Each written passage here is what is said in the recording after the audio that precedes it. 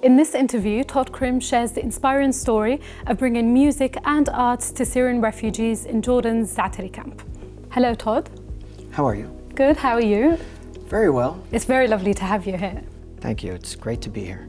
Can you tell us about what happened yesterday, the event in Za'atari camp? Yeah, it was really beautiful. Basically, Ellie Goulding, the incredible singer-songwriter from Great Britain, joined us.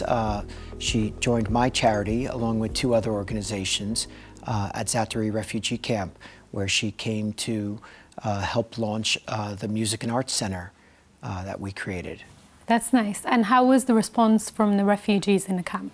Oh, they loved it. I mean, you would have, I don't know what you could compare it to, but they were so happy to see her. They were, I think they're not used to having too many outside visitors to begin with, but especially someone as beautiful and warm and endearing as Ellie. They were just so happy to have her there, and she felt like a princess. When I learned that there were 40,000 children in the camp and that there was no formal music program, it broke my heart. So as someone that loves music and believes in the healing power of music and the ability of music to unite people, I really just felt compelled to do something about it. So I ended up raising money and partnering with a local organization in Za'atari refugee camp called Questscope, and also partnered with another organization called Playing for Change Foundation, which creates music education programs around the world.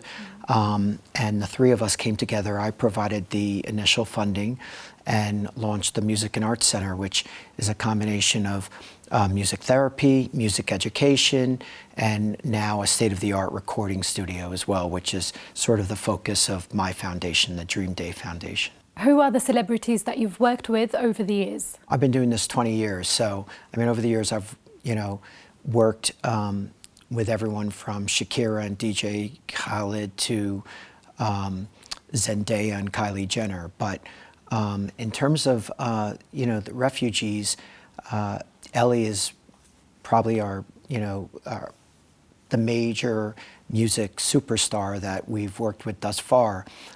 She's the first one because yesterday was actually the grand opening of the Dream Day recording studio and the Za'atari Music and Arts Center in partnership with Playing for Change in Questscope. But I'm hoping that this is just the beginning. I plan on coming back here and bringing other music artists, DJs, to record music with the kids. That's our ultimate goal. Is I want to actually create albums perhaps with some of the refugees, and not just the refugees, but we also plan on expanding our services to outside of the camp and help local Jordanians as well, and just help the music and arts culture in Jordan flourish overall. You were once a lawyer.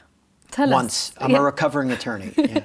Tell us about that and how that changed from being a lawyer to being a charity matchmaker. Yeah, I enjoyed law. I was a healthcare lawyer, so I've always been interested in giving back and helping other people, but I just felt like I could do so much more if I were to be out and about versus behind a desk reviewing contracts. So, and I was living in LA for 25 years, so it was very easy to make connections in the entertainment industry, and I just started to throw charity events and invite celebrities to attend and come and support, and I learned over time that so many amazing artists and actors and musicians and athletes want to give back, but many of them don't know how, or they don't know which organizations to trust.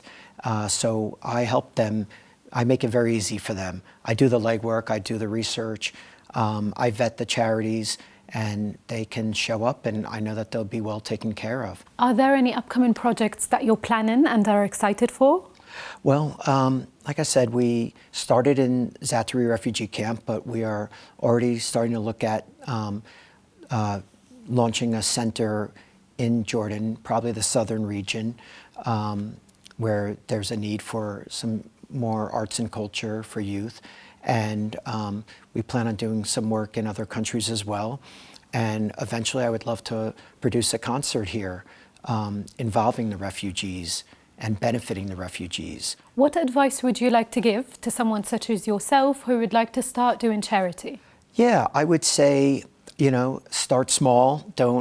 I know so many people that have an idea, they want to start a charity, and they go ahead and do all the paperwork or get it all set up. And no, first start volunteering, start small, understand what's involved. And I think, at least in the US, and I'm sure it's probably true in other countries too, is there's already, chances are there's a nonprofit doing something similar to what you're doing. So find an organization that's already doing it if there is, and support them first, and only create your own nonprofit if there really is no other organization doing it. And I really believe in the power of collaboration, and that's what I'm also hoping that yesterday represented, because it really was 3 different nonprofits coming together: the Dream Day Foundation, Playing for Change, and Questscope. None of us had worked together or even knew of each other a year ago.